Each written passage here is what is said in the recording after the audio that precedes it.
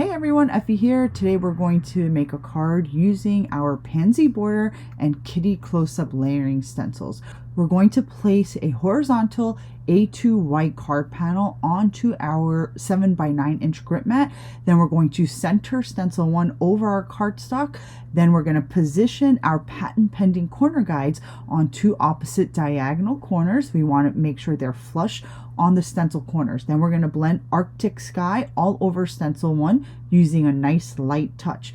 Then we're going to replace stencil 1 with stencil number 2. When you're done blending each stencil, just take the stencil off and place them right inside your stencil corners. We use Periwinkle for stencil 2 and then Miami Cool for stencil 3.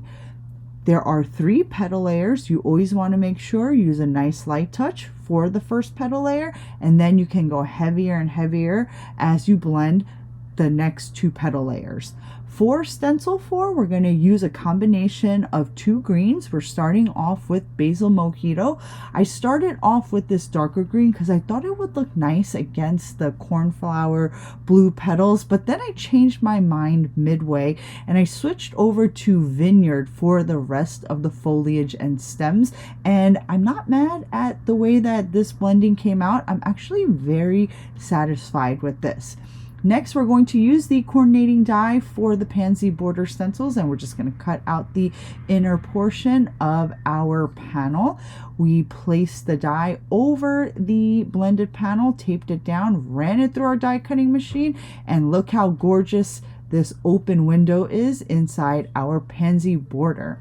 Now that we're done blending our flowers, I set the blended panel aside, and then we're going to blend our kitty close-up stencil, starting with stencil 1. I use soft ash, which is a nice light gray for that first layer.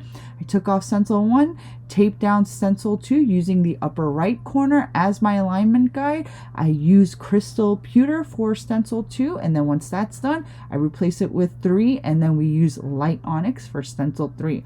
Then I did cut this out using my coordinating die. It was the first version that I received from the factory.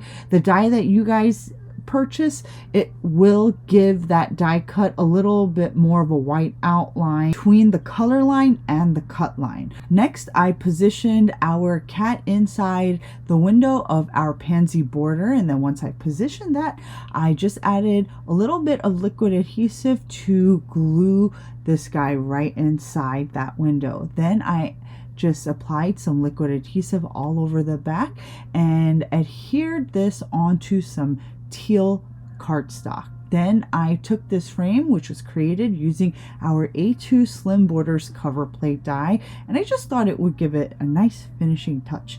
Then I took the Congrats sentiment. This was created using our Ribbons General Layering stencils, and I also cut several additional die cuts and I stacked them together to give the sentiment a little bit of dimension. I glued it all together and I adhered it right onto my card front.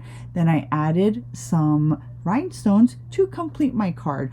And that is all from me today. Thank you all so much for watching. Don't forget to like this video and subscribe to our channel. I'll be back with more content soon. Thanks for watching, guys. I'll see you next time.